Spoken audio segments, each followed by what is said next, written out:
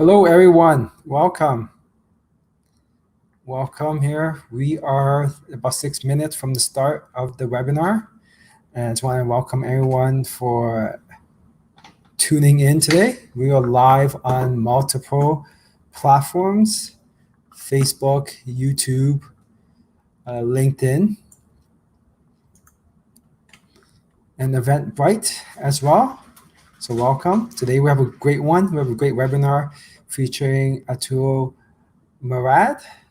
He's the managing director of M&Co LLP, Chartered Professional Accountants. He will teach you today the smart way to manage your money and build wealth. And as a bonus, he will be updating you on the dental economics and tax subsidy updates. Things have changed for the tax subsidy, and the economic has changed as we learn more about the virus and the effects that it has. It's just unpredictable. It's unpredictable where we are. It's affecting us economically. A lot of surprises. And what does this mean for your dental practice going forward? What does the economics look like? And yeah, what's the economics look like? The tax subsidies from the government, what's it look like? How can you better plan for what's going on? And of course, this is brought to you by Dentistry Business. We are the online dental education source. Our goal is to bring the top dental specialists in the industry to educate and update everyone on what's going on so you can be better prepared for the future, for your practice. And we have, other than today's webinar, we have some great webinars coming up. On Wednesday, September the 9th, we have Alex Zlatan. He will give you answers to the 5 toughest HR questions for your dental office. Teach you what to say. He will show you what the toughest questions are and how to address those questions from your staff as well as from your patients. And then the following week, I will be covering how to book patients automatically by selecting the right dental marketing agency. The future of your practice is dependent on how well you attract patients. It's about the right marketing agencies that you select. I've been in the industry for a very long time, and I constantly see the mistakes that dental practices make over and over again in choosing the right marketing agency. It will determine your life, determine financially how successful you are, as well as how successful your practice is.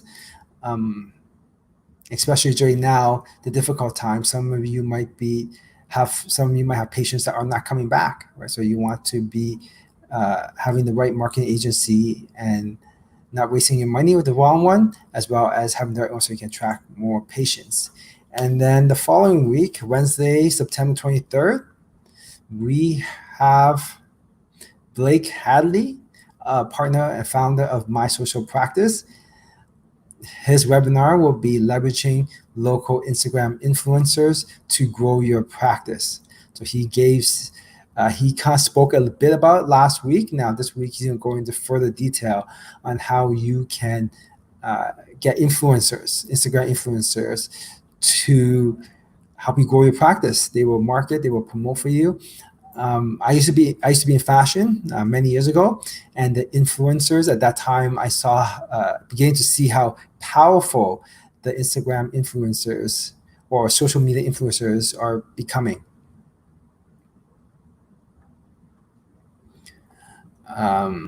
They are more effective than pay ads because it's social proof. It's someone that's not, it's a person that's saying it. It's not a pay advertisement. So they have more weight in getting patients, helping affect the thinking of patients, as well as Following week in October, we are already booked in October. Let's see. We have Dr. Dil Herji coming on. She will be kind of updating us, educating us on what to expect this winter. Flu season is coming back quickly, and she will talk about how the virus will change, how it will affect the dental practice, how it will affect everyone in general. So that's on October the 7th.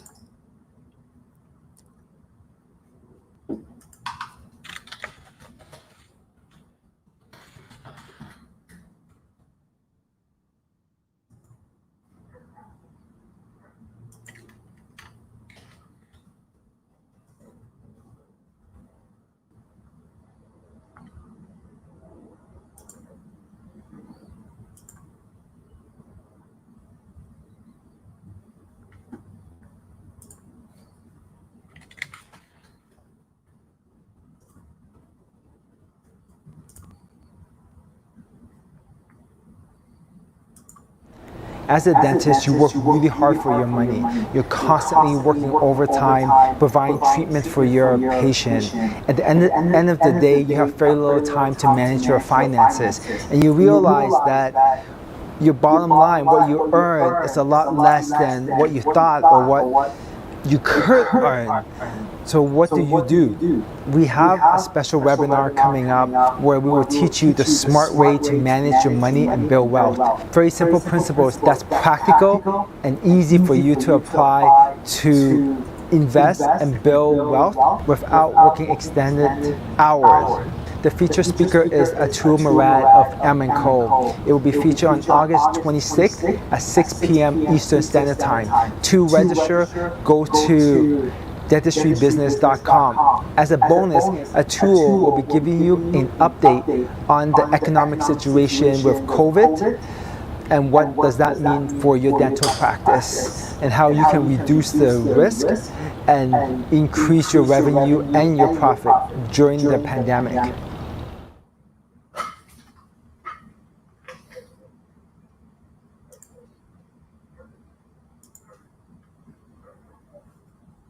Hello. Welcome, everyone, to another great webinar by Dentistry Business. How's everyone doing? So right now, we are live on Facebook. We are live on LinkedIn. Where else are we live? Facebook, YouTube. We're also live on YouTube. So I want to thank you, everyone, for attending this great webinar by Atul Mehra, the Managing Director of M&Co. It's a chartered professional accountants. Today, he will be covering a very important lesson that's very valuable for every one of us, is the smart way to manage your money and build your wealth. I think being a dentist and a dental professional, especially during COVID, we're very, very busy. And so we're very, very busy, and now we have even less time to pay attention to our finances. However, simple financial decisions and tactics that you do now will have a big effect on how much you save, how much you earn, and how much you retire with, and how much you can pass off to your family. It determines how well you will live your life, the type of lifestyle that you have. And of course, we are Dentistry Business. We are the educational source for the dental industry. We bring the top dental speakers from the industry to come educate, inform, and update everyone in the dental industry about everything that's happening to help you grow your practice as well as grow financially, personally. And so we have a lot of great speakers that's been part of our webinar series. And of course, now you can watch all of them on demand, pick the ones that you need, and then you can go to, um, you can watch them on demand when you need it. Just go to dentistrybusiness.com. There you can check the webinar that you want to watch and just click click and watch on demand. You can also use the promo code that you were given with. And now we've set it up recently in the last couple of weeks that you will actually get your CE credits. So you will be getting CE credit today. Anything you watch on demand, you will get an auto email once you complete it. And and then you will be able to access your CE credits. Just some information about me.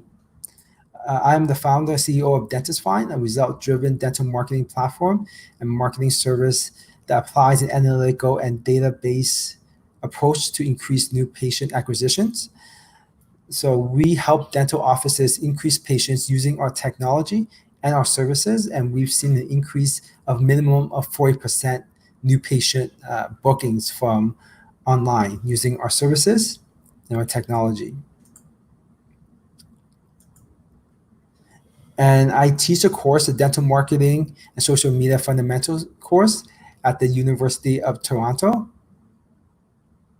And our company, Dentist Find, was started in 2010.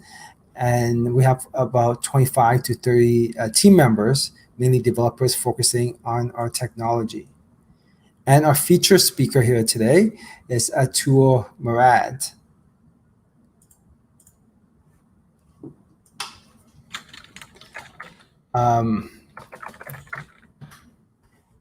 Mr. Atul Murad holds an honors Bachelor of Commerce degree from York University, a designation as a chartered accountant and chartered professional accountant in Ontario, Canada, certified public accountant certification of Illinois in the United States, as certificate in dental practice management from the University of Toronto, Faculty of Dentistry, and has completed the Chartered Professional Accountant in-depth tax course, the most comprehensive domestic and international income tax training program in Canada.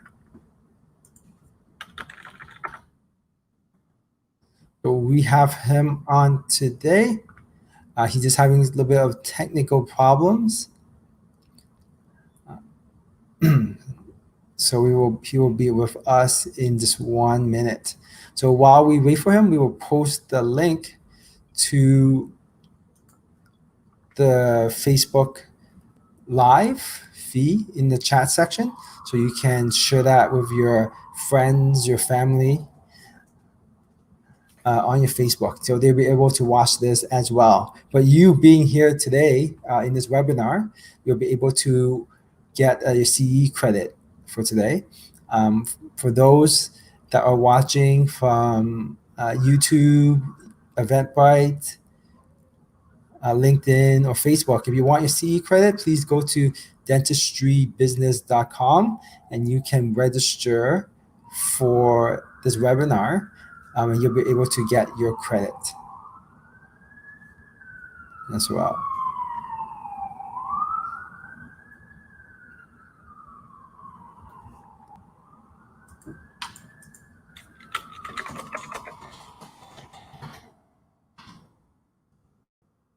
Yep, so he is, Tuo is coming in. There's some technical difficulties.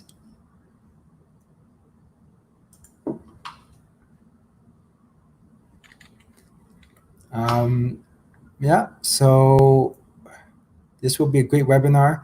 Atul has been, he's presented several webinars, and we're excited to have him. In the past webinars, he covered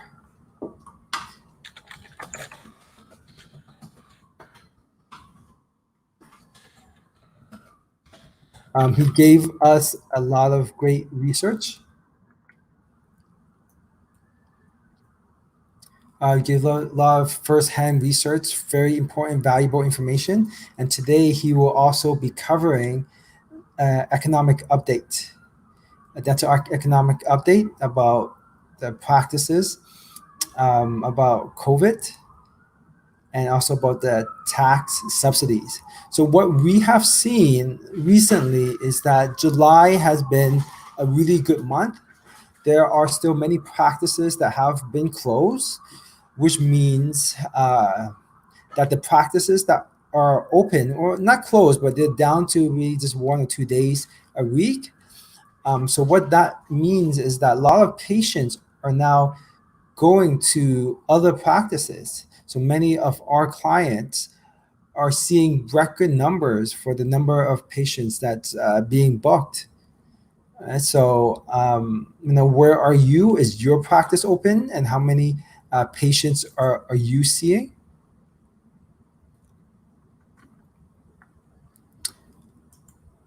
And so, how do you take advantage of this opportunity? Will it continue? Won't it continue?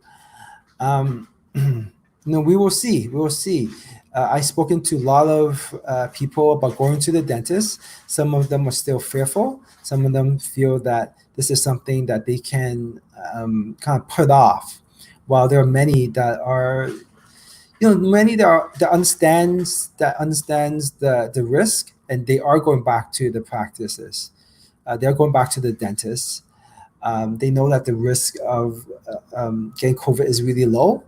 I mean, it's so much higher at the mall or at the kind of the gym than it is in a dental office. I mean, I think dental offices is one of the safest places to go. So many of the practices are getting more patients coming, more new patients booking with them. Their kind of backlog of patients are coming in. So that's good. They're waiting to get the treatment. So July has been a really good month for dental practices. And so going forward, that could continue. It really depends on how the virus affects it, how the virus mutates and changes. Right? And there's a lot of things that you can do within your dental office to ensure that economically you are okay, right? You are set. Or financially that you are set. Right? So now this is a great opportunity to do the fixes in your practice to make sure that the staff understands the procedures. Right here. So I was told my video was off. Now my video is back on. So it's a great opportunity right now for everyone to ramp up their practice and get ready. Get ready for the months coming ahead, right? I think eventually, very soon, everything can go back to normal with regards to the demand for patients going to the dental offices. Anything will go back to normal. The demand will continue.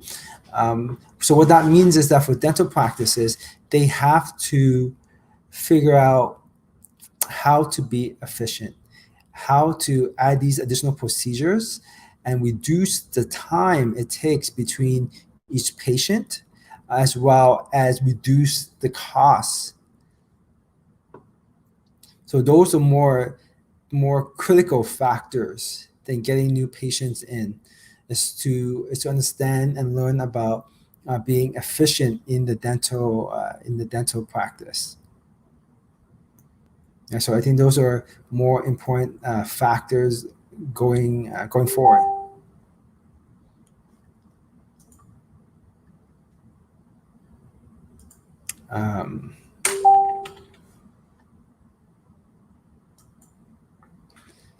And there's more important factors going forward. So while we wait for Atul to set up, just want to know how did you hear about us? So in the chat section, there we go. So please let us know how you heard about us. So if you are in Facebook or Instagram, Facebook, Instagram, LinkedIn. So just kind of add a comment. If you're excited here today for today's talk, do a little like or thumbs up in there. If you have any questions as the tool covers these topics, please feel free to type it in and he'll answer those afterwards. And just a little kind of update on the upcoming webinars that we have set. So next week or the week after, Wednesday, September the 9th, we have Alex Zlatan. He's the CEO of Maxim Software. So he will be here to answer the top 5 toughest HR questions for your dental practice. He will tell us what those 5 are. You probably already know those 5 and get a lot of those questions. He will talk to you, he will tell you about the technique on how to address those. And the following week, on September 16th, for my webinar, I will cover on how to book patients automatically by selecting the right dental marketing agency. I've seen over and over again the difficulty dental practice have, and the results that happens when they select the wrong marketing company, wrong marketing agency. And from my experience, 9 out of 10 does not provide the results that they promise. And so it's very important to find the one that will work for you. And I've seen the decision-making process and what they need, what you as a dental practice need, the questions you need to ask, what you need to consider, and how to choose the right company. And trust me, by choosing the right company, you will book a lot of patients and patient will come in automatically. If you choose the wrong company, then you probably experience this. There'll be a lot of frustrations, there'll be a lot of phone calls, there'll be a lot of questions, there'll be a lot of hair pulling that happens. So you want to make sure you have the right company, select the right company. And then after that, following week, we have Blake Hadley, partner and founder of My Social Practice. And he will be, in his webinar, he will show you how to leverage local Instagram influencers to grow your practice. So he covered a bit of this before, in the last webinar. He's one of our most requested returning speakers. He covered this in our last webinar. A bit of it in the last webinar, but he'll go into full detail. So there's a difference between pay advertisement and influencers. So as you know, the power of referrals for your practice, influencers are similar or closer to that. These are somewhat social media celebrities online that will refer patients, that will talk good about your dental practice, and their followers will watch it, trust what they say, and they will book with you, right? And then in October, where they have everything booked till October. So we have Dr. Dil Herji, a managing partner of Protect Ear. And so winter's coming, the flu season is coming back. We don't know how the virus will behave. She will be on to talk about what to expect, how to survive the virus, in aerosol. What does that mean for your practice? What can you do proactively to mitigate this for them, for your practice? So that's Wednesday, October 7th at 5 a.m. Eastern Standard Time.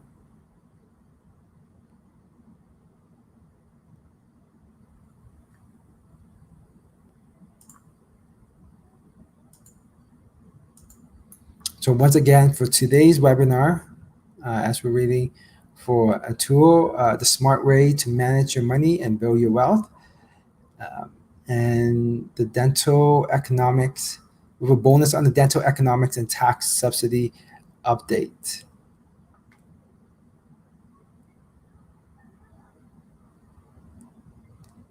So where is everyone from? Can you just type in that in the chat section? Let us know where you're from, what you hope to get out of this.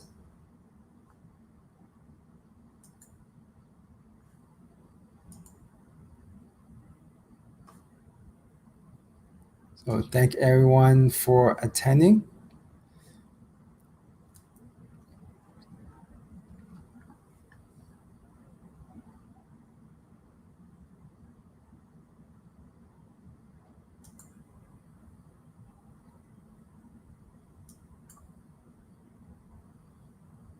So Atul will cover multiple parts today.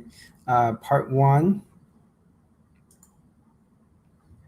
here is the economic, the the smart way to manage your money. You will also today will receive Academy of General Dentistry credit, as well as the RCDSO credit as well for today's webinar.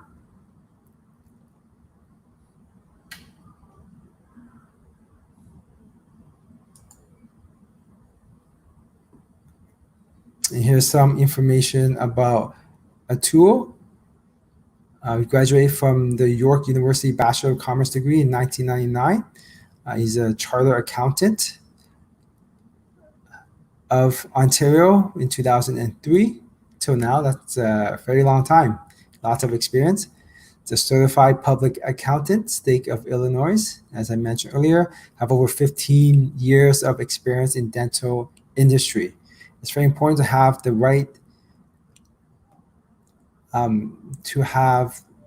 right accountant who specializes and know about the dental industry. He's licensed to practice public accounting in Canada and the United States. He's a graduate and speaker at the GDPM program at the University of Toronto Faculty of Dentistry. And he successfully completed 3 years in residence program at the CPA Canada in-depth tax course, the most comprehensive domestic and international income tax training program in Canada. In private practice, founder, managing partner of M&Co CPAs, specialist in advising healthcare professionals, primarily dentists on accounting advice, complex tax structures, estate planning, corporate finance, mergers and acquisitions, and practice valuation. So looks like Atul finally solved his tech issues and he's in here with us. So probably here setting everything up. Can you hear us, Atul? His firm is also a member of the Dental Industry Association of Canada. He's a member of the Rotary International. Current projects include Treasury of Brushmania, annual community outreach program in association with public and private schools. He's also the co-founder and director of Mortgage Investment Corporation, private lender.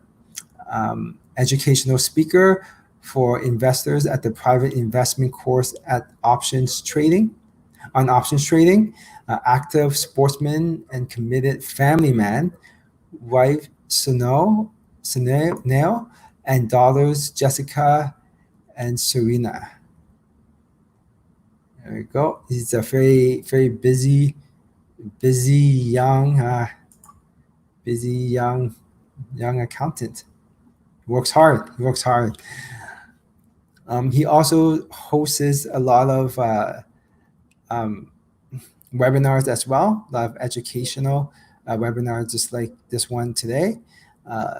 Lots of great information. And if you need a checkup for your accounting, Atul is the man to call.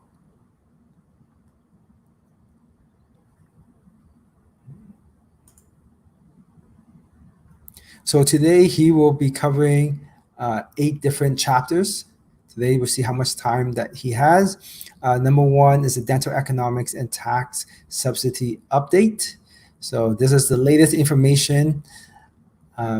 So I spoke to him early a couple of weeks ago, and he says that he doesn't know what this is. It's going to be the latest information. So let's see what he has in store here for us today. Next, second chapter is budgeting and managing money tips. Really simple things that you can do to budget and manage your money.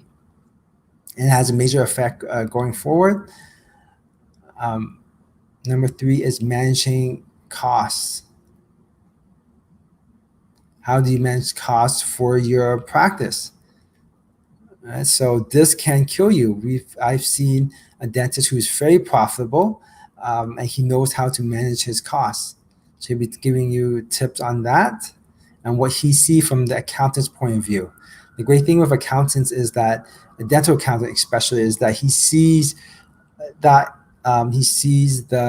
the cost of lots and lots of practices. He knows what the standards should be and how the profitable ones are managing it. Debt and credit management, that's very important. How you collect your debts, what kind of credit you give, what kind of credit you get. It may seem small, but if you add this up over a longer period of time, it makes a big difference to the cash flow of your practice. Saving and investing, like how to save and what areas to invest in. We have multiple webinars in the past about investing. One of them was from RBC. A couple of them was from RBC. So you can take a look into those ones to watch, to see some investing tips. So he will be giving you the basics of how to save and invest. Next is setting financial goals. That's very important. It's very important for you to have the right goal and the right budget and to see if you're achieving those goals.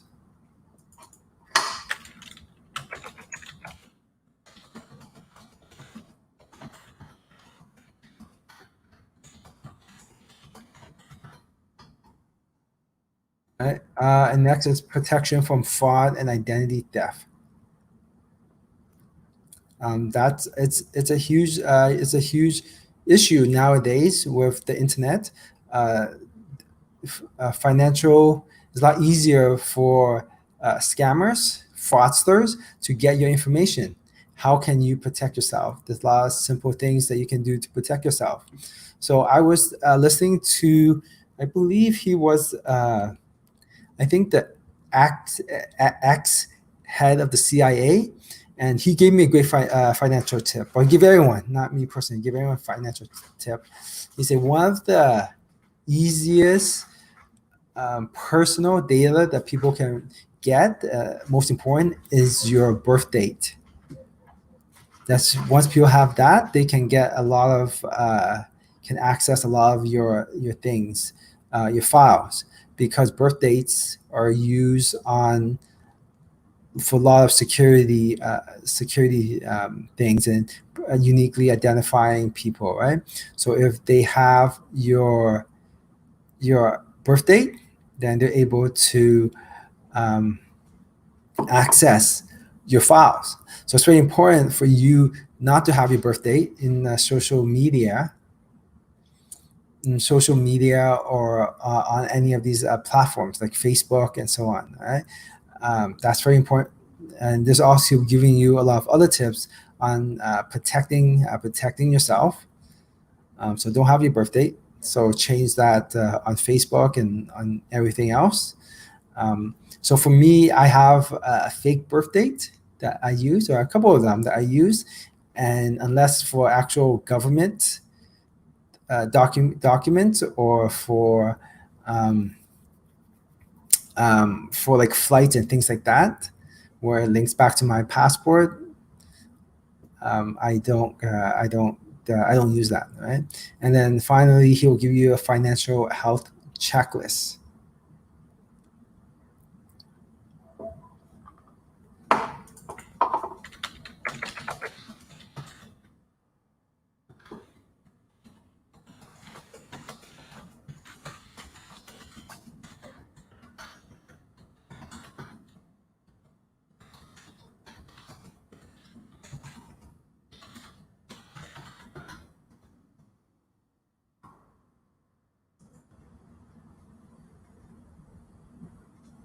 Okay, so he will be with us in 1 minute.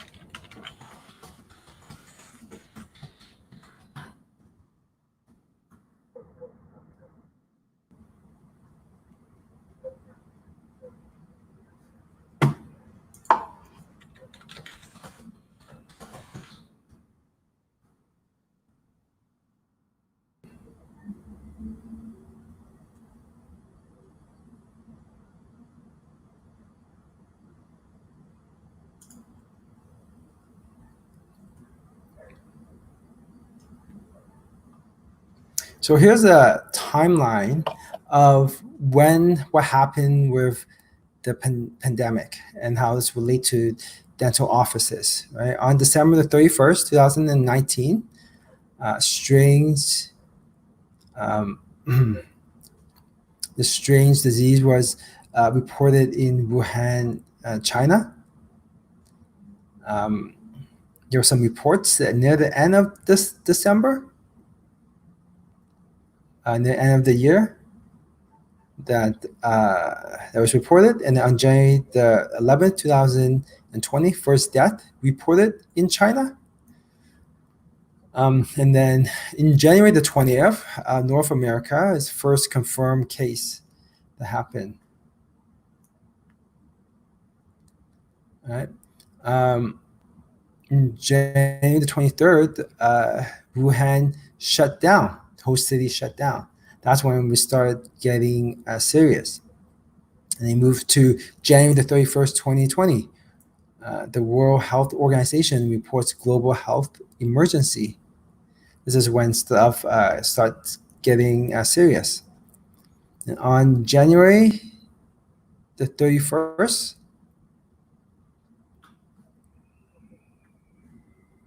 2020, the US finally issues a travel restriction. Right now, finally, it starts reaching overseas. On February the 11th, 2020, they finally came out and named the disease COVID-19. And on February the 29th, the first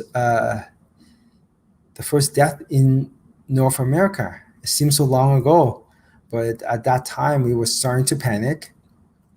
And on March the 11th, 2020, the WHO declares COVID-19 a global pandemic.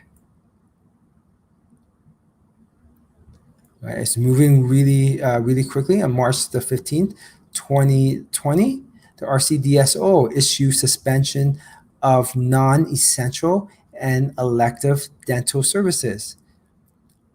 Emergency treatment continued. So you can accept emergencies for your patients.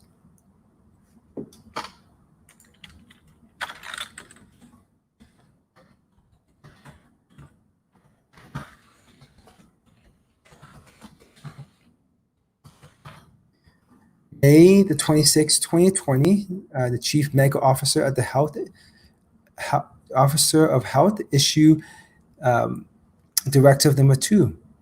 As a result, dentists are now permitted to provide non-in-person care for all deferred, non-essential, and elective services, in addition to emergency urgent care. So things are starting to open up in May the 26th.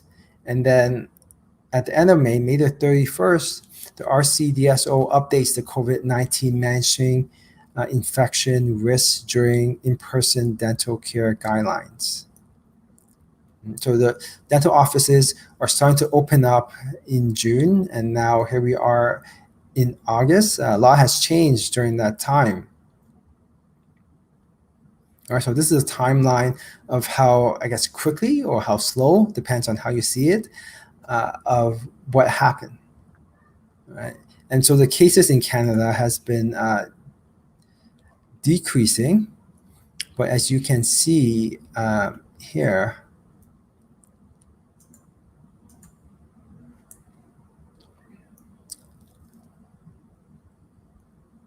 the number of cases, the number of deaths has increased over time. The number of new cases has increased. Right? Confirmed cases, the number of deaths has increased. Right? There's some countries that's able to control it well, while other countries are not.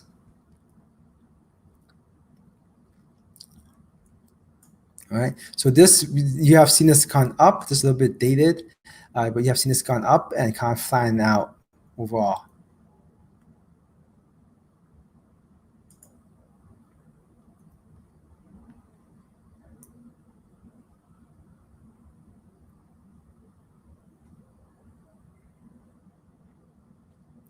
And this shows the amount of cases around the world, right? So there are major regions right now that has high amount of cases.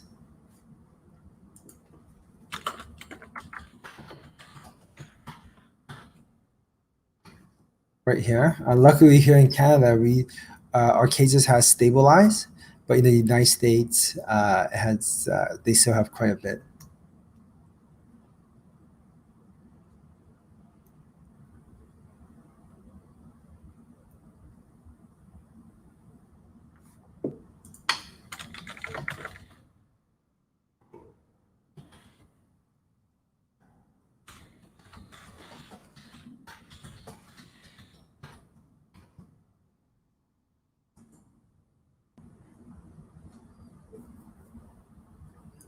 So, what's the current status of your dental practice?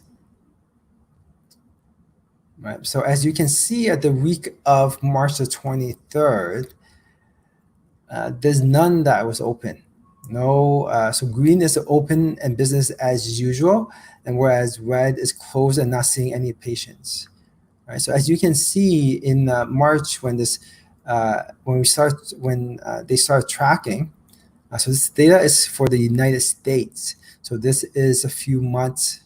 I guess usually we're a few months behind the United States here. As of March the 23rd, about 20% of the offices in the United States were closed, and 76% were taking emergencies only, and a small percentage was had lower volume than usual. Right? So very small percentage here was actually open, right?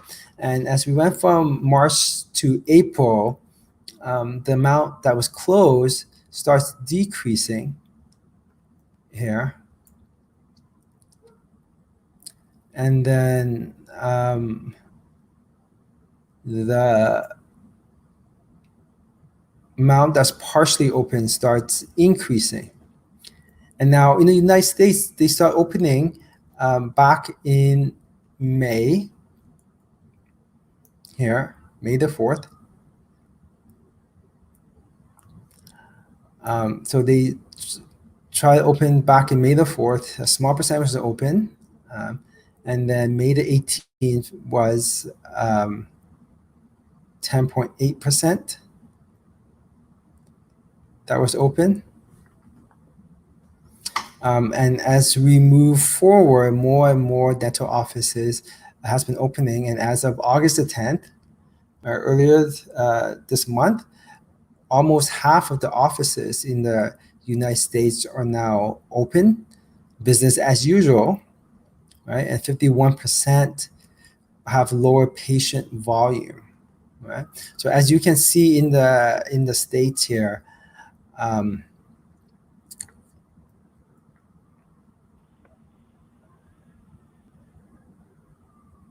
you guys hear me? Yeah. Hey, Sharky. Yeah. Hey, how are you? I'm good. We finally got you. Thanks for holding the fort down. I ended up having to call in by phone. Okay.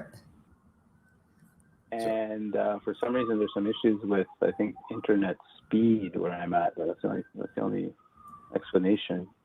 So it's been.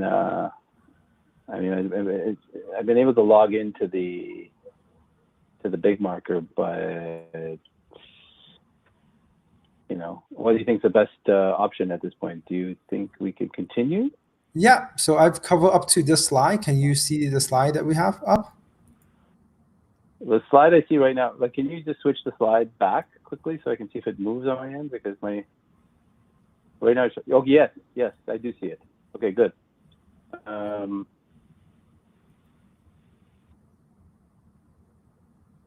So do you just want to take it from the slide right here? So I've covered the numbers from earlier on. Sure. Let's continue. Okay. So let me just see if I can get my camera on still.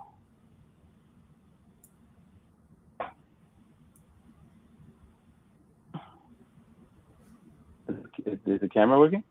No, but that's fine. You can just go ahead. All right. I don't know. We'll figure that out after. So let's continue where Sharky left off. So this part here was a dental economic update. I wanted to give everyone an update on some of the information that's been coming out of the United States in terms of what's happening in dental practice, and also what we've been seeing in Canada as well. So Sharky, there's an echo. Let me see. Maybe turn my mic off. Okay. Yeah. So basically, what this is talking about here, this is some information that came in out of the United States, and it's saying that it's basically took some data from all the way from March back from the lockdown when the reopening was back in March in the United States, and it shows weekly data going all the way to August. So essentially, 98% of dental practices are open in the United States. So there's been a gradual trend where more and more offices are open now, and 47.7% of them are business as usual, and the other 51% are open but a little bit lower patient volume. So there's definitely been a good relaunch here in the economy in terms of the dentistry industry. In terms of employment levels, a lot of the employment levels have come back. Employees are starting to start back to the office.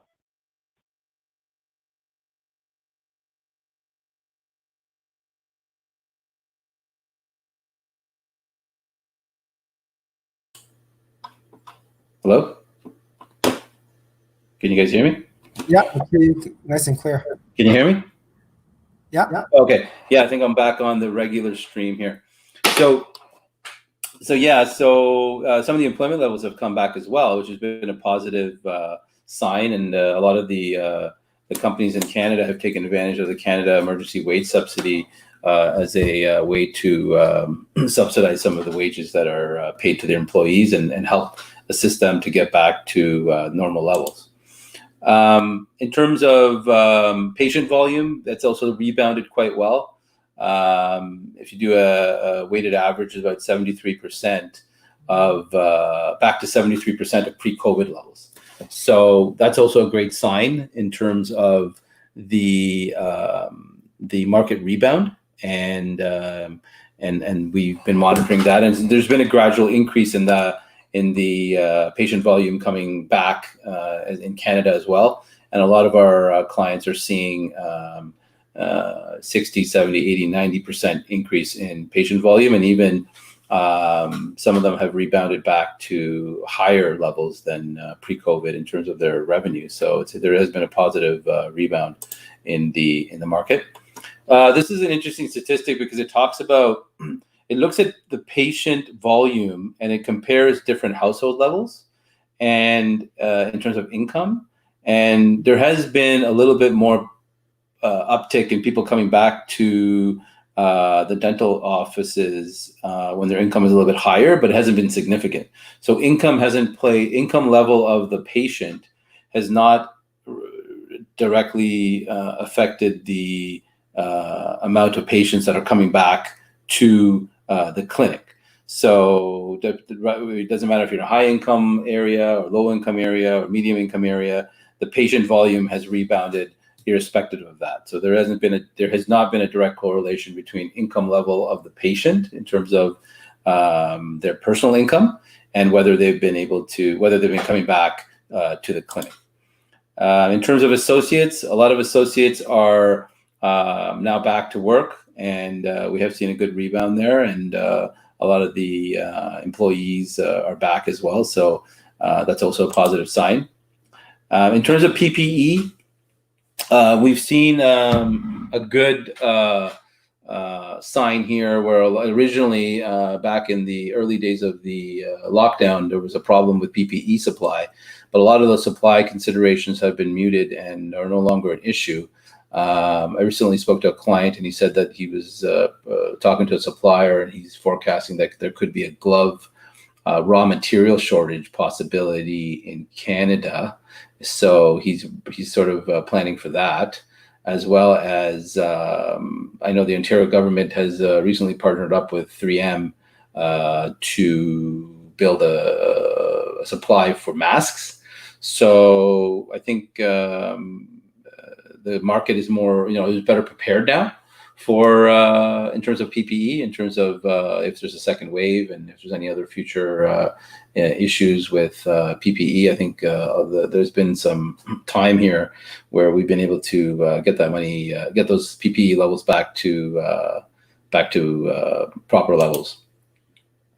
This is an interesting statistics. They're talking about, they did a survey and they were talking about whether individuals would be willing to return back to different activities. And a dental office rated pretty high on that. Over 70% of people said they're willing to go forward with proceeding with visiting a dental office, as opposed to look at some of the other things. Going to a movie theater was lower on the totem pole, as well as flying commercially was lower. Visiting a theme park or attending a conference was a lower incidence, but in terms of visiting a dental office, it's still pretty high in terms of individuals' perceptions in terms of coming back to engaging in that activity. So that's a positive sign as well for the market going forward. This is a statistic talking about whether individuals, how they feel about visiting a dental office right now in terms of their public perception in terms of what's going on, and 52% of them are ready to go back to the office, ready to go back to a dental office, and 22% were recently visiting an office. So that's about 74% of people that are pretty ready to move forward with proceeding with a dental visit, and that's a pretty good level considering the situation that we're in right now in terms of the epidemiology of the situation in terms of the pandemic. So that was another positive signal. In terms of individuals, there's a survey done, and individuals were talking about what they would think about certain things staying open during a lockdown, a future lockdown, and 71% indicated that they would be comfortable with a dental and medical office opening up and remaining to be open during a future lockdown, and they're pretty high in the range. It's similar to pharmacies and groceries. So that's another positive signal in terms of public perception.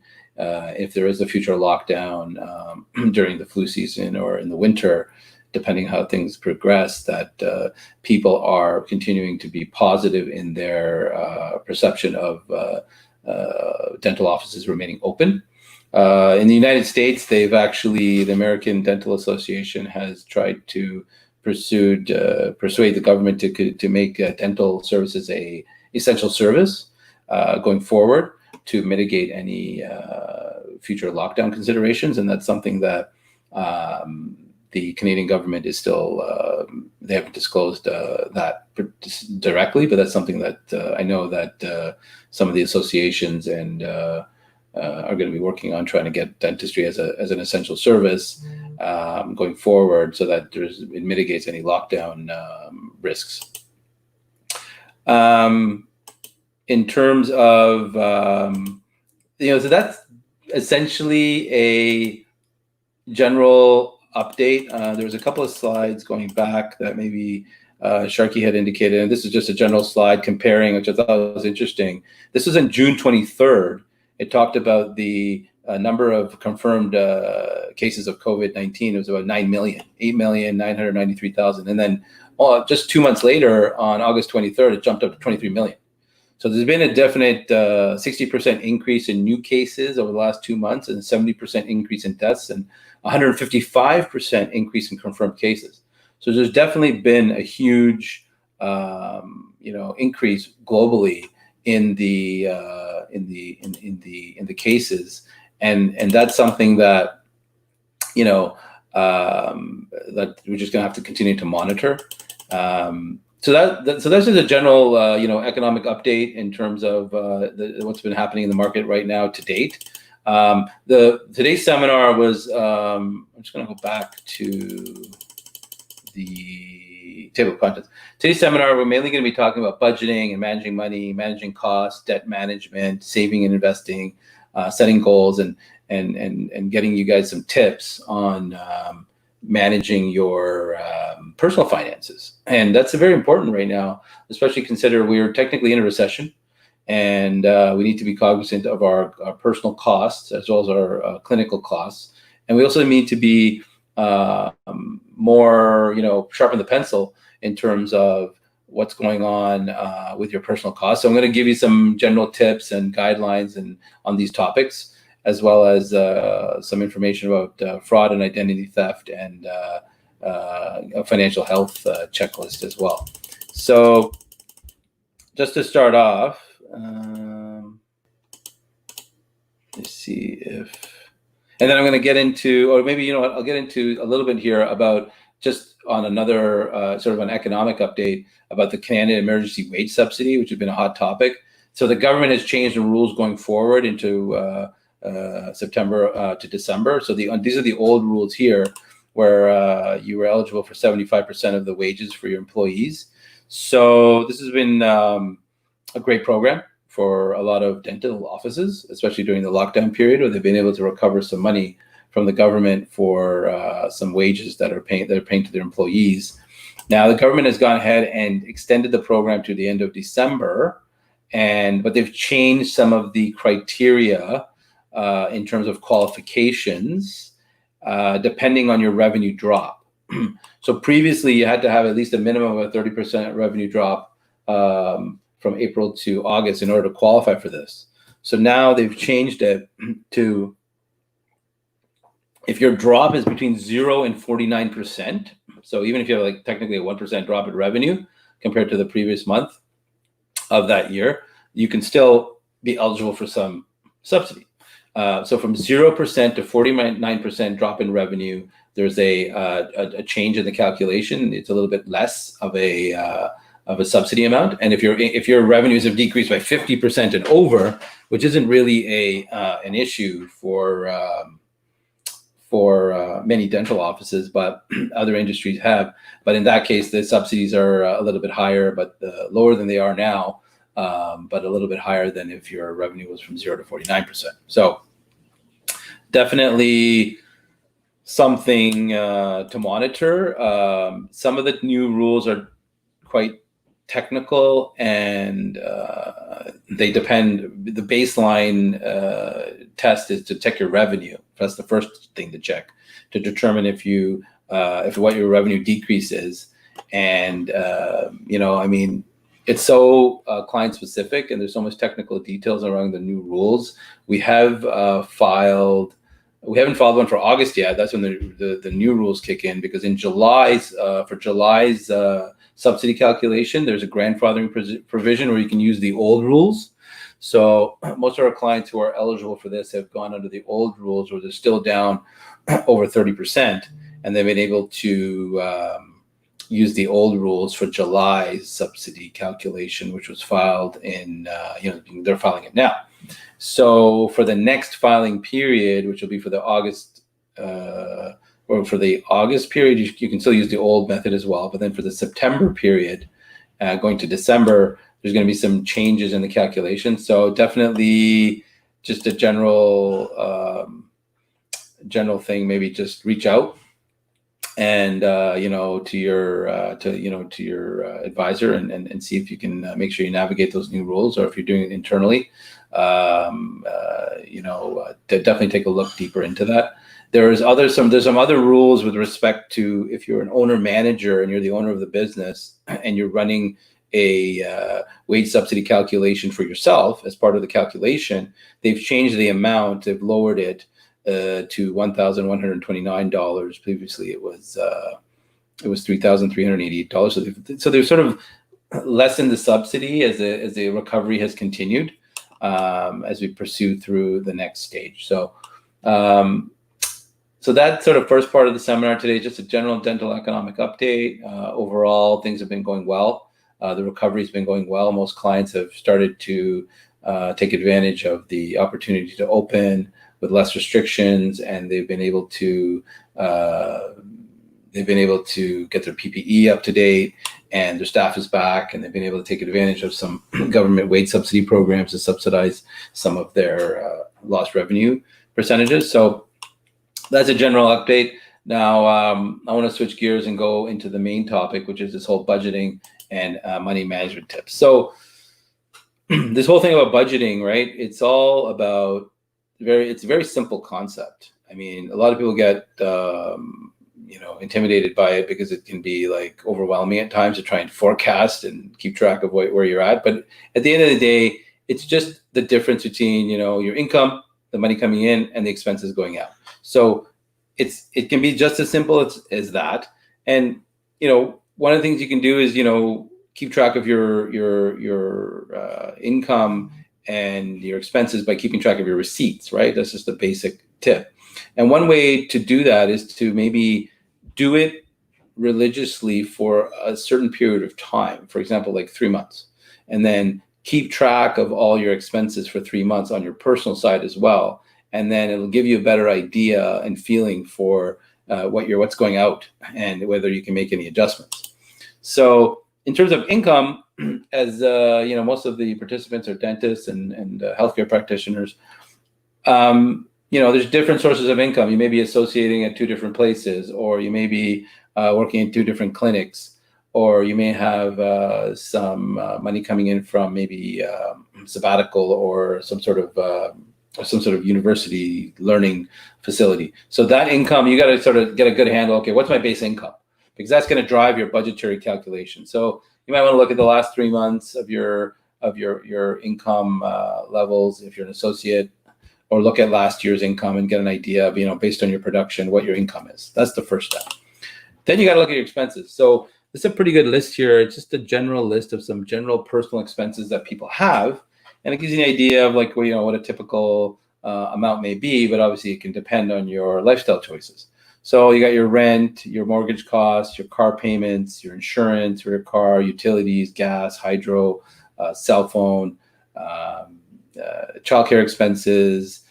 Now those are fixed costs. So a lot of those costs you can't do much about because they're pretty much fixed. You basically have to pay those out, regardless of whether you don't really have a choice of the amount. If you own a home or rent, it's a fixed amount. The other items here are variable. So groceries, restaurants, household expenses, computer, pets, transportation, recreation, travel, gifts. All these expenses you want to definitely keep track of on the personal side, so you get a better idea what your total expenses are for one particular month. Now, once you have that information, you can diarize it, and then there's a great resource. If you go to this website, canada.ca financial tools, there's actually a budget planner, and you can actually go in there once you have that data and enter the information. And we did it. So we went in. There's a free interactive budget calculator where it lists all the expenses. There's a free Excel template where you can use to create your own personal budget. And so we went in there, and it's free. It has an online calculator. It's got graphs that it'll automatically set up graphs once you enter the data of what your expenses are in relation to your total income. It'll give you some tips on where you fall in terms of the average on certain items and what your percentages are. So it's a great tool to use to help as you go through a budgetary planning process.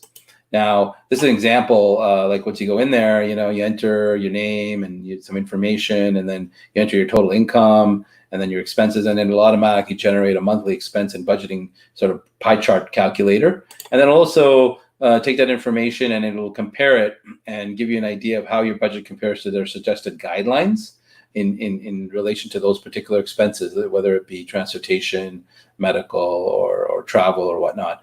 So it's a great way to start the process of thinking about budgeting and seeing where your money's going. Now, you can use this for, this is a list of some general expenses that we do see, for a associate as well as a practice owner, whether it's advertising, meals. So you can use the same calculator for your practice. You don't necessarily only have to use it on the personal side. So you can kind of separate it into two budgets. One for your personal side. What are my personal expenses, not relating to the business, like childcare, maybe some personal medical expenses, or your mortgage or your rent. And then on the business side, even if you're an associate, you can use this as a guide and as in terms of the categories, to making sure that when you go through the exercise of determining what your expenses are, that you're not missing anything. It could be very well just be a simple review of your credit card statements if you're paying for everything using credit card. Your automobile expenses as well would be included, fuel and whatnot. For those of you with a home that you have overhead expenses, this is a list of some general expenses that you can use as a guide to put together that budget.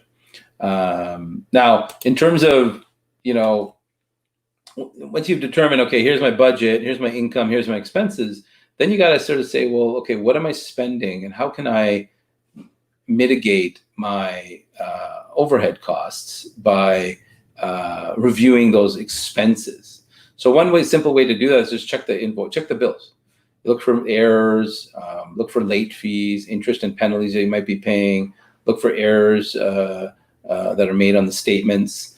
Try to negotiate better plans. A good example is like a telephone or utility bill. You can simply just contact the customer service department and ask them. There's a few questions here. Number one, how can I cut back on my monthly bill? Am I currently on any plans? Do I have a better plan? Do you have a better plan or deal for me? If so, what is the time frame? Will it be put on contract for any new deals? Can I bundle services to save money? Can I avoid interest or late payment penalties? So all those questions, when you ask them to like a telecommunications company, for example, or a service provider, they may already have some programs built in, a loyalty program, depending on how long you've been a customer, or possibly some other ways for you to just negotiate those costs with them. And sometimes it's simple as just bundling things together or combining services and just identifying those opportunities. Here's another example for those of you, everybody has a bank account. So, one way is to just maybe look at your bank fees.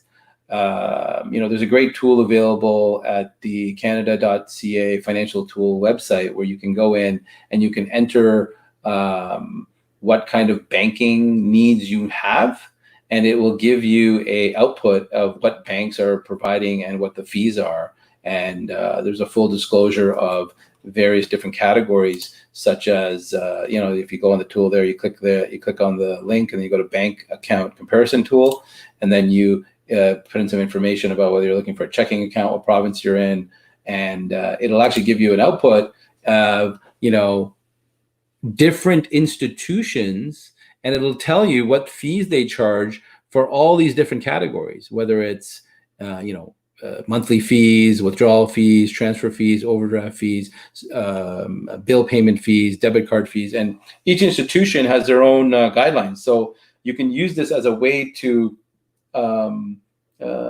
revisit your banking costs. Similarly, as I was talking about before, like a telecommunications, general thing, a lot of people are like, well, do I really need a landline? And then, is it worth, but is it, can you just use your cell phone? And, what are you paying for long distance? Simple things like that. It's simply just looking at your contracts that you have in place with service providers and seeing if you can renegotiate them and shop around, really, right? And that's part of the budget process, looking at your expenses. Because if you're overpaying for something and your expenses are, if you have a practice generating $1 million in production and you have $500,000 of expenses and you can cut 10% off those 500,000, you're saving $50,000 a year. So it could be significant. Simple things like food expenses. How do you save on food? It sounds, these are some simple things, but like, eat breakfast at home, bring your lunch, cook one big dish on weekends and freeze leftovers. I mean, that's it sounds like a basic thing, but it could help mitigate some of your costs. And set a budget for eating out or fast food, or and try and stick to the budget. I think that's one of the key considerations. When you're shopping for groceries, some simple tips: plan your meals in advance. Bring a list. Stick to the list. Sometimes you can purchase frozen produce if it's out of season, or if you have produce that's in season, you can actually buy it in bulk and freeze it for later on. Check for coupons, discounts. I like this one. Don't shop on an empty stomach. That's always that can also lead to issues, because you go to a grocery store, an empty stomach, and next thing you know, you're buying, your stomach is making the decision, not the grocery list. These tips are simple, but they also can result in significant savings or ways to minimize your budget. So you can use those savings on other things, such as debt repayments, or investing back in your business, or spending money on other areas in your budget. So this is just an example. Take an example of food. If you change your behavior, you take your lunch 3 days a week. So instead of spending $8 on lunch, you're spending $5 on lunch, and you're saving, you're saving $15 a week. And then that annual savings is $720. Transportation, maybe you take transit once a week instead of paying for gas and parking and other transportation costs. You're saving some money. Just by saving $18 a week, that could equate to $864 a year. Same thing with your cell phone plan. If you try and negotiate some of that, if you save some money there. So just by making small changes in your behavior and how you spend money, you can actually resonate into a significant annual savings, which can be used for paying off debt or saving for emergency fund or other reasons. Be aware of why you spend. This is more of a behavioral issue, but when does a want become a need? And I like the point here in terms of what motivates you to buy things. You got to kind of look at. I like this one. What needs are now collecting dust? So you may look around at your closet and you say, well, you know what? I thought I needed that, but I didn't. So those are things that you need to kind of look at when you're buying something. And you may want to use a honeymoon period and say, look, I really want to buy this, but I'll wait a certain amount of time and think about it. It's how difficult nowadays with Amazon and online, and you just go and click and you can buy. But it's part of a behavioral shift that you have to make to get to that point. Impulse buying, right? Retail businesses are, they want people to walk into stores and with a big grocery, you can walk into a store and it's got a big grocery or a shopping cart, whether it's Costco, Canadian Tire, or grocery store, and you go in there and it's like, okay, I'm ready, right? As soon as you walk in. So you got to kind of have a list or a plan before you go shopping. It sounds simple, but it could help you avoid impulse buying. And even now with the algorithms in Amazon and these online companies, they kind of put stuff in front of you that's actually that they know that you think you might want to buy. So definitely definitely I want to look at that. Now, in terms of cutting back on expenses, here's a good schedule of things that you can do and you can keep track of on how you can just cut costs. Bring lunch instead of going out, making dinner instead of ordering delivery, having a video night instead of going to the movies, taking transit or buy a bicycle instead of driving, buy a refillable water bottle instead of buying bottled water, carpool with a colleague instead of driving alone. These borrowing books from the library instead of buying the item. Subscribe to music or game service instead of buying it. These are simple things, but they can really add up when they go into an annual period. And when you do your budget, you may start identifying trends in things that you may buy, which can be mitigated by doing a different method of purchase or a different method of buying. So that sort of area was all about managing costs, looking at your budget, managing your costs, understanding how you can reduce those costs by behavioral shifts. And this can also apply in your practice. Could be like, how you're behaving in terms of buying things. Are you shopping around? Are you guys, do you promote certain activities that encourage staff as well as yourself as the owner to cut costs and finding out ways to mitigate costs? So definitely definitely an important thing to look at. Now, in terms of debt management, one big topic that comes up is like credit reports, and somewhat misunderstood. A lot of people, they don't know what their credit is, or they don't know how to check their credit, and they know the banks look at the credit, and sometimes you buy a car, they look at your credit, and it's sort of a mystery. So generally, just in general, the way the scoring system works and the credit agencies in Canada is it ranges from 300 to 900. The average credit score in Canada is usually between 750 and 800. So it's usually on the higher end. Now, there are certain things that you can do that can affect your credit and it can lower your credit. And for example, missing payments or going over your credit limit. These are things that can mitigate your credit. Depending on your credit history, that can change the credit calculation. We do recommend our clients to check their credit on an annual basis. You can do that by going to equifax.com or transunion.ca, and you can order a free credit report for yourself, and it'll tell you what your credit score is. It'll give you some information about which companies or institutions have checked your credit in the last 6 to 12 months.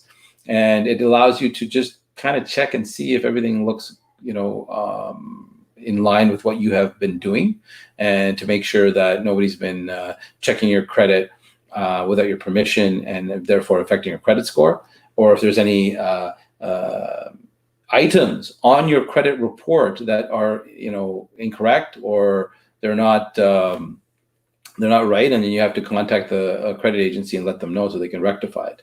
And if you check your credit, once or twice a year, it doesn't dramatically affect your credit score. So it's definitely a good exercise, and it can also lead to making sure that you're not a victim of identity theft. Because if somebody is going out there using your identity and checking, using your credit, then definitely, you definitely want to be aware of that. And Sharky just sent a message about Credit Karma and Mogo.ca, and yeah, you can get free monthly credit scores. That's true.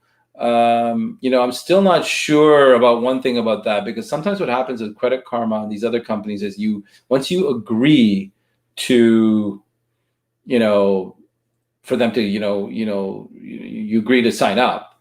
The reason it's free is because they then use some of your information to sell to credit banks and other institutions to sell you more products such as mortgages and lines of credit and credit cards. So the reason it's free is because once you agree to upload, get your free credit report, creditkarma.com, everything's great. You've now agreed to allow them to sell some of your personal information to other credit agencies and possibly share some of your buying power, but not buying power, behavioral credit, credit trends and behavior, which they can use to sell you more product. Now, if you go to Equifax Canada, TransUnion, you have to pay to get your credit report, but then you're not necessarily, then you're paying for that product. It's usually about $30 or $40, and then you get a credit report. And they actually have a service there as well, where if somebody checks your credit, you'll get a message or an email, which is great, because then you can get if you get an email saying, "Hey, look, somebody checked your credit today," and you're like, "Wait a second, I didn't authorize that." So it's definitely something to do. Checking your credit report, very important, and it's an important part of managing your debt. So other things to do in terms of managing your debt, use your credit as a necessity instead of a convenience, right? Making sure you're not missing payment deadlines. Don't borrow from one card to the other. That's usually, something that signals a problem. If you're taking, one credit card and paying off the other credit card, that could be indicate that you may have some issues with managing your credit. And you want to take control of your debt. Use any savings to pay off your balances. Pay down your highest interest rate debts first. Switch to less expensive credit cards. Some credit cards have fees associated with them. A lot of them had like travel rewards built into them, and then people would be like, "Okay, great. I'll pay $500 or $200 a year to be able to use a lounge at a airport." But with people not traveling as much, that may not be the best way to go. You might want to consider revisiting that. Another way to do it is you can set up an automatic payment. So the minimum payment at least is made on your credit card, or for that matter, the full amount is automatically taken from your checking account and paid to the credit card agency automatically. So if you are on vacation or you forget or something, that minimum payment has been made.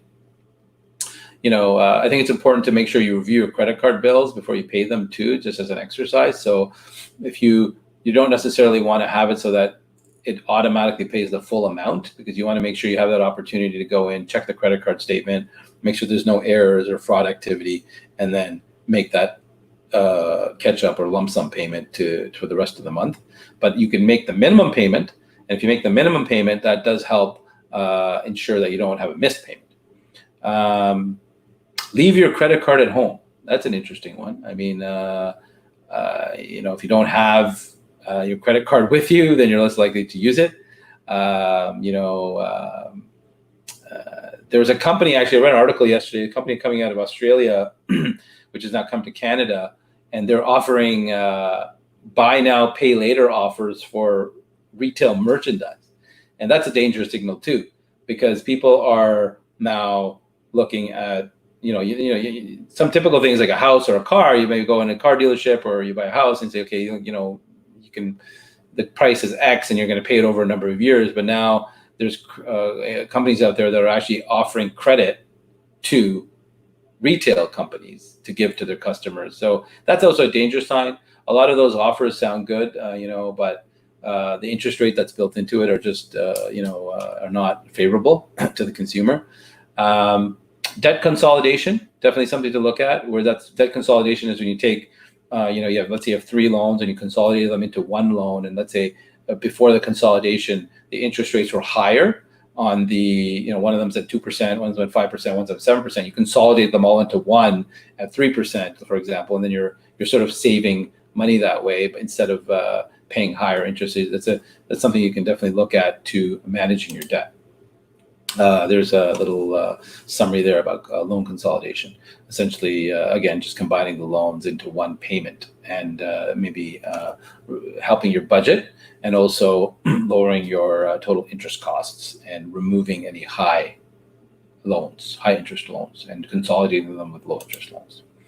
There's a little sheet here, just going back to the different expenses.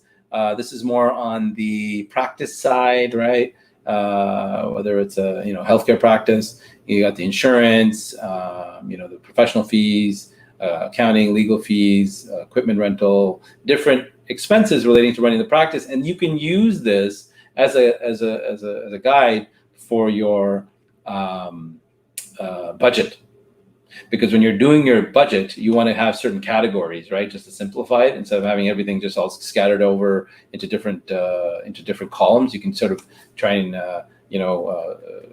consolidate those categories into some of the more typical categories of in this case here, a dental practice. So, so you got your budget, you got your income, you got your expenses, you checked your credit. You've consolidated your loans, you looked at all your expenses, you've called all your suppliers. So now you've sort of done a good summary of your situation and hopefully mitigated some of your costs and figure out ways of saving some money so that you can save and invest. And that's the next part of today's session, but it's also a big part of the purpose of a budget, figuring out like, how do I save money? How much can I save? How much am I saving annually or monthly? And what can I do to increase my saving and investment strategy? So, you got to have a goal, in terms of how much you want to save. You can, and what I like to do is maybe start small, keep your goals small and palatable so that you can, change them and adapt and revise them as you accomplish and meet certain small goals. So it might be something simple as just saying, okay, I'm going to save X amount per week, or I'm going to cut these expenses, this month, and try and do that, and then use that as a momentum to do other goals. And here's a quick summary here. 4 steps to save. Set up an emergency fund. Having especially our generation now going through a pandemic, setting up an emergency fund is an easy pitch when we, for any generation at this point, just to say, hey, look, you never know what can happen. Business can cease. Governments can affect behavior. They can close down borders. They can shut down airports. There's power in government, and it has to be. You have to be prepared for an emergency in terms of cash flow. General rule, have 3 to 6 months worth of income saved or available, or in case there is an emergency and you need access to cash.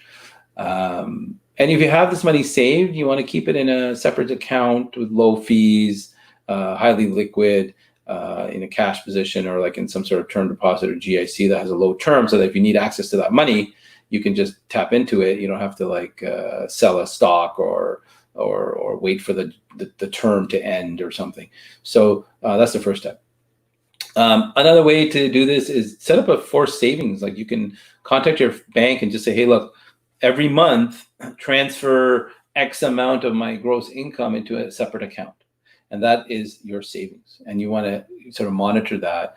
A good rule of thumb is to save 5 to 10% of your take-home pay. So that's a good way to start saying, look, this is savings, and this money is going to be used for investing and or an emergency fund. And it helps if you do that, because it's automatic, and it doesn't.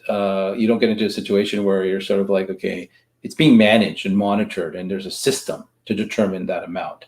And then it gives you that sort of comfort that this money has been earmarked for savings and investing. So, make your savings automatic, right? Pay yourself first, hands off your savings. So you want to kind of keep that money separate from your business, your line of credit, your credit card, or whatnot. Just keep it separate, and look to invest in maybe a simple investment to start if you're a beginner. But if you're looking for more advanced investments, there's stock market, different vehicles we're going to talk about later, TFSA, RSPs, that kind of thing. Now, it's important to understand in savings a basic concept of compounded interest and compounded savings. And this is the idea that the money that you earn on your investment, if it's reinvested within that same investment, it can exponentially increase the value of that investment significantly. So, here's a simple example where there's two sisters, and one starting saving at the age of 20, and one started saving at the age of 30. And they both put $1,000 a year into their RSP. And one does it for 14 years, so from the age of 20 to 34. And the other one does it for 34 years, from the age of 30 to 64, the same amount of money, $1,000. But because of the power of compounding, and if that investment, if the returns on those investments, assuming a 5% return, are reinvested back into the investment, at the age of 65, the first person who only invested for 14 years would have $141,000 in their bank account, and the other person would only have $116,000 in the bank account, strictly because of the number of years that have gone by that initial dollar has been invested and then reinvested. And that's the power of compounding. And it's important to understand that concept because it can really change your thinking in terms of the power of reinvesting your investment amount. So if you have $1,000 and you make a 5% return, then you take that 5% return and you put it back into, now you have 1,000 at the end of the year. First year, you have, let's say, $1,050, and then you take that $1,050 and invest it again. So that's the power of compounding, because that extra $50 that's been earned in addition to the additional principal is now being reinvested. So it's definitely something that you should try and do a little bit of research on or understand the power of compounding. Just as a general tip here in terms of information, the tax-free savings account maximum limit right now is $69,500 for those of you that were the age of 18 or older in 2009. For those of you that turned 18 after that date, you can reduce that by the qualified amount. And TFSA is a great program. It's tax-free savings. It allows you to invest personally into an account to earn dividends, capital gains, interest, tax-free. And it's a great gift from the Canadian government, and it can allow you to really take advantage of compounding as well as doing it on a tax-free basis. So definitely something to look into and make sure that your TFSA is maxed out, and you're taking those savings, those forced savings, and putting them into a TFSA, tax-free savings account, which is a personal investment, but definitely something that you want to look into doing right now, because a family of two, husband and wife, for example, almost just under $150,000 you can put in between the two of you into this account. So that's a significant amount, earning money tax-free. And by earning it tax-free, you're exponentially increasing your compounding, the compounding effect of those monies. Another program most of you hopefully aware of, a registered retirement savings plan. Also a good program. Requires you to have earned income personally from salary or self-employment in order to be eligible for that. But you want to make sure that you look at your RSP contribution room limit, which you can do on your notice of assessment that you get from CRA, or logging into your CRA My Account, and making sure that you're maxing out on your contribution rooms and planning accordingly going forward on how you're going to use the RSP as part of your investing strategy. Also a great product, a great vehicle, the RSP. You can invest cash, mutual funds, stocks, bonds, mutual funds tax-free within the fund. And then, it allows you to take advantage of compounding as well, because the same money that's being invested within that fund is now being exponentially reinvested within the fund, and taking advantage of that compounding effect. For those of you with children, the Registered Education Savings Plan, also a great product, great vehicle, tax-free savings, definitely something to look at. Or you want to start early For those of you with young children, you have to get a social insurance number set up, open up an account, and you can really take advantage of the tax-free compounding from the age of 1 to the age of 18 or 19 when they end up going to post-secondary education, because you can take advantage of the compounding effect of a simple, even if it's a simple GIC, you're still putting money in there. And on top of that, the government has grants that they give to parents just for opening up an account, putting money in it on an annual basis. The government gives you a grant.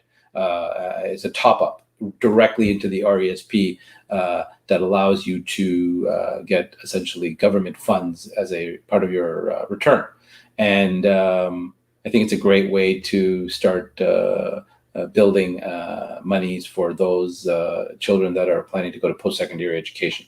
The funds can't be used for daycare or elementary or high school, but if they go to college, university, or other postgraduate studies, then these funds can be used for that purpose at that time. And any growth in the RESP it generates it doesn't attract any tax at the time of earning. So investor checklist. So here's a nice little summary of some things that we were talking about earlier, but also some things you need to think about just as an investor. What are your goals? What's your risk tolerance? How do you plan on investing? What are your growth strategies? Do you need access to the money right away, or is it for a long-term purpose? Know your investment, understanding what you're investing in. How does it earn money? What are the costs of owning that investment? Do you fully understand what you're investing in? Is there any due diligence that you need to do? Is there any public information available to make that investment? What is the historic financial performance of that fund? And who is the management? Are they experienced? Are they knowledgeable? Are they reputable in the investment community, in their specific industry? And how does that resonate to ultimately a return for you? And what is the exit strategy of that investment? Are you planning to sell it? Is it a liquidation? In terms of if you want to get out of the investment, is there like a redemption policy? Is there a term? So important things to consider in terms of who's advising you. Depending what stage you're in, whether you're doing self-directed do-it-yourself investing, or you're using your advisors, or you're getting a financial planner involved, you're getting a bank person involved, you're using like an investment dealer. You want to make sure that you have somebody on your team who is a member of an industry association, understands the market, and can guide you with those decisions. Some warning flags for investments. If somebody's offering a super high return and they're saying it's low risk, generally that's a danger sign. 9 times out of 10 in the investment community, high risk, high return, not high risk, low return, so you want to definitely take that into consideration. If something, the old adage, if something is too good to be true in terms of investment, it probably is. You want to look into high pressure sales tactics. Somebody's trying to pressure you to do something, definitely could be a red flag. Want to make sure that you do your due diligence. And there's public information available. If you go to CDAR, which is a Canadian website, it's free, open to the public, and you can go in there and you can actually search for certain investments, and if they're publicly traded, and it'll give you all their regulatory filings, all the financial information, all the financial statements, all the management disclosures. And it's a great way to do due diligence on a potential investment, whether it's it could be a public company, it could be a private company. Some private companies do register with with CDAR to allow them to for investors to go and get public information about their investment. If it's an American investment, you can look at the Securities and Exchange Commission.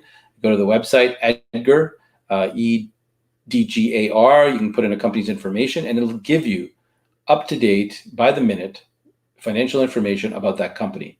You put in Patterson, Henry Schein, Microsoft, Facebook, any company, Amazon, whatever, in that search, it'll pull out all the public filings to the minute that they've sent to the Securities and Exchange Commission as part of their regulatory requirement. So definitely do your due diligence with any investments, whether it's a simple investment or a complex investment. Maybe get a second opinion if you think it's too good to be true, but just some general advice about saving and investing. Now, setting your financial goals. So, you've done your budget, you figured out you have a forced savings account, you've built up some cash, you put some money in you've set your objectives, you've set up a TFSA, an RSP, and you've got some cash. And now you got to figure out, well, how much money do I need to save? What's my goals? What am I trying to do here? How much am I trying to save? And these goals can not only about investing, but also about going back to the budget. And there's an example here, keep your goals very specific. That's very important. There's a concept known as SMART goals.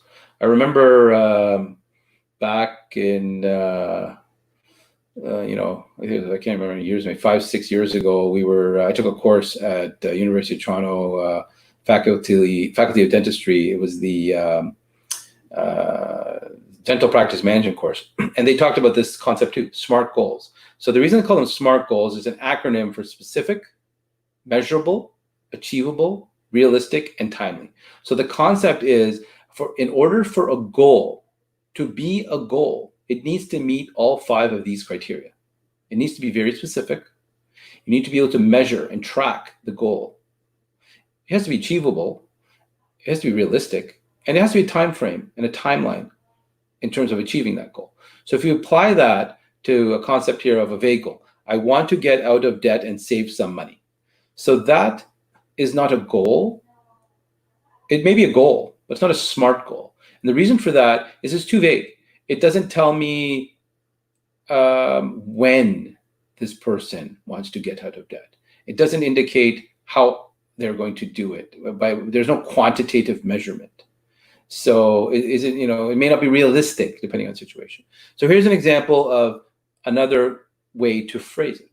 I want to pay off my credit card bills of $3,200 and save $3,000 so that I can take a trip to visit my family in 12 months. So does that meet the requirements? It's very specific. They're quantifying it. They're measuring. They're putting value to the goal. They are establishing that it's achievable and realistic based on their personal circumstance, and they're putting a timeline on it. They're saying, I would like to do it within the next 12 months. So this is something very important when you're establishing your financial goals, your business goals. It could be health goals. It could be, like something as simple as exercise. You need to make sure that if you have a goal, it meets these 5 criteria. And if you go through any goal in your mind, whether it's, I'm going to do, whether it's a financial goal, a business goal, or a personal goal, if you go through the exercise to make sure that goal meets these 5 requirements, you will ensure that that goal is more likely to be met, because it will be clear in your mind and it'll allow you to go through an exercise to determine it. So here's a couple more examples. I will cut buying my lunch to once per week to save $200 per week, or $1,040 a year. I will cut restaurant meals to 2 per month to save $100 per month, or $1,200 per year. I will switch to basic cable to save $50 a month, or $600 per year. I will work extra shifts a few days a month to earn $300 per month, or $3,600 a year. So if you add up all those, it adds up to almost $6,500. So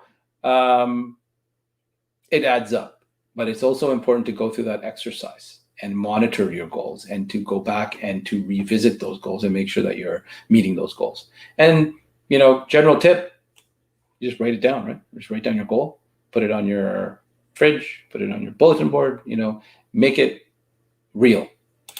Now, again, Canada.ca, they have a great financial goal calculator that they've actually designed, and it's great. It's free. It's part of a program to the Financial Consumer Agency of Canada, who we've worked closely with putting together this webinar.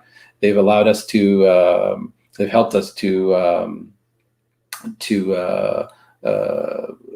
use some of their resources to put this together. And one of the resources is this financial goal calculator. So you go to this website, you can take out this calculator, and it's got 2 sections: plan to get out of debt, set your savings goals. And when you click on it, it takes you through a sort of a calculator, and you can put in your goal. So this example, the target is $100,000 of savings, and they want to save. It'll tell you, how long it'll take you to achieve that goal. So in this case, it said, okay, person wants to purchase a property. They want to save $100,000. They currently have $10,000, and they want to save $1,500 a month, and they want to do it every month. It will calculate how long it'll take you to achieve that goal based on this calculator. So this calculator basically says at a 5% interest rate on that cash, this person will have that money saved up by December 27, 2024, if that's what they want to do. So it's a good good calculator, go in, do some examples, run some scenarios, get an idea of, what your goal is, and financially maybe how realistic that goal is in terms of whether it is to plan to get out of debt or set your savings goals. Okay, Chapter 7. Big topic here in terms of especially now with all the everyone online and using online services and online banking and everything online, credit card protection from fraud and identity theft. So American Express, MasterCard, Visa, they said they had a note in 2016 there was $940 million in financial fraud, which is huge. And that's 2016, and that number is probably in the billions now, because financial fraud is a huge problem because, credit card information is readily available, and it's so easy to buy something online. And I'm sure most of you know when you check your credit card bill, if you're buying something on Amazon or PayPal or something, it doesn't really tell you on the credit card statement what it was that you bought. It just kind of says like the name of the supplier and the amount. So you got to be careful. So one important consideration is identity theft. Canada Revenue Agency, for example, they will never send this is an example of a scam email. You'll get an email and it'll say, Interact e-transfer reminder, received money from CRA, and it'll go to your email address, and it says that you received money, and then to click to deposit the money. It expires in 24 hours. This is a scam phishing email. Phishing is a concept that's used in the IT world when people use certain IT strategies to try to pull information from you. So when you click on it, it'll ask you for your credit card information, or it'll ask you for your SIN number, or your date of birth, or your bank information, or your personal information, and they use this as a way to dig up information on people. Just recently, actually last week, the Canada Revenue Agency had a security breach as well, and they were saying what people were doing is they were taking information from things like this by using people's passwords, and then that they use in different things like their email, or maybe like they're trying to register for something, and then they use that same email password for their Canada Revenue Agency login, and then fraudsters are able to get into people's websites. So definitely watch out for that. Social media, you got to be careful. I mean, there's some tips here about, there's one I liked here, which was about if you're buying something or you're going to be away. That's a good example. You're going to be away from home. You want to be careful of how you're using your location services, because if somebody can check from your social media feed if you're away, then they know you're not home, and then that could be a threat to your to possibly like a security threat to your business or to your home. And you got to be careful with your passwords, and don't share your PIN with people. Watch out for people that are adding you as a friend on Facebook or whatever, and you don't know who they are. So be careful of social media, because it's becoming more and more just huge and dangerous, and you got to be careful. The ways of protecting yourself, only share your personal financial information with people that you trust and if you have any financial papers and you're just dumping it in your recycle bin, then you're just waiting for somebody to come, and you're basically just putting it on your front porch, and they're picking it up, and maybe you'd rather shred it or for those of you who have a fire pit, burn it, and keep your wallet and your purse away from susceptibility to fraud, and people might people picking up stealing your wallet. don't necessarily carry identification with you that you don't need. So if there's certain pieces of ID that you don't necessarily need, you're probably better off keeping that in a security box or at a safe at home. If you have that on that point, if you have a safe, you want to maybe keep a safe at home. If you don't have one, you should get one just to keep anything that's fire retardant and also prevents somebody from trying to, you can hide it in the house kind of thing. If you have multiple credit cards and you don't really need them all with you at all times, maybe you can just keep some of them at home and separate them from the others. If you're using a website, make sure you're making sure it's secure. Some websites, if you're putting financial data in there, it'll have HTTPS in front of an S in front of it, which shows that it's under a secure firewall. So that's something to look onto. If you're getting a lot of telemarketing calls, be careful of what kind of personal information you're giving. If you have any old documents, make sure you're destroying them. Even old driver's license or sometimes passports, make sure you have a system to destroy that stuff, because people could try. You also have to be cognizant of identity theft, and and be skeptical. If it sounds, same old adage. If the offer sounds too good to be true, probably is. We put together a financial fitness checklist, and this is definitely something you can visit as part of your budgetary process, broken down by daily, weekly, monthly, and annually, things you need to do to help keep financially fit and your budget intact. On daily, track your expenses, act like a consumer, making sure you're doing what you can to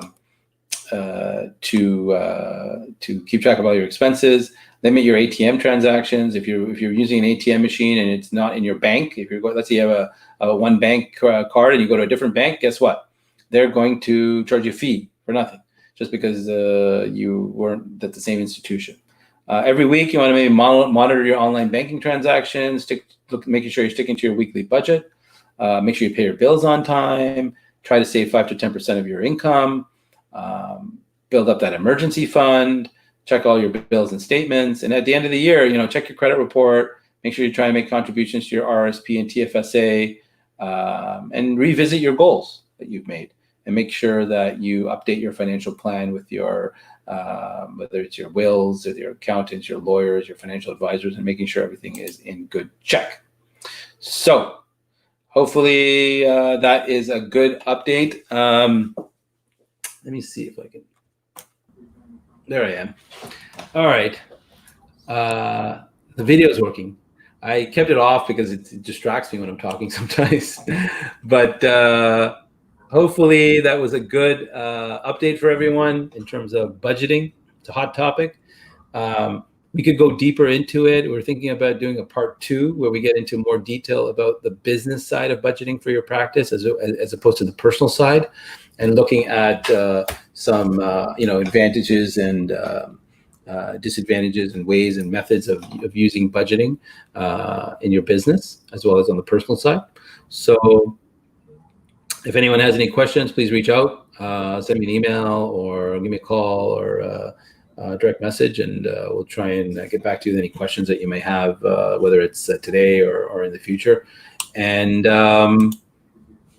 if you're looking for a private consultation, whether it's for some of the stuff we talked about earlier, whether it's the wage subsidy, dental economic report, or the or budgeting and building a budget, and maybe you put together something and you want somebody to do a second review, we can definitely look at that.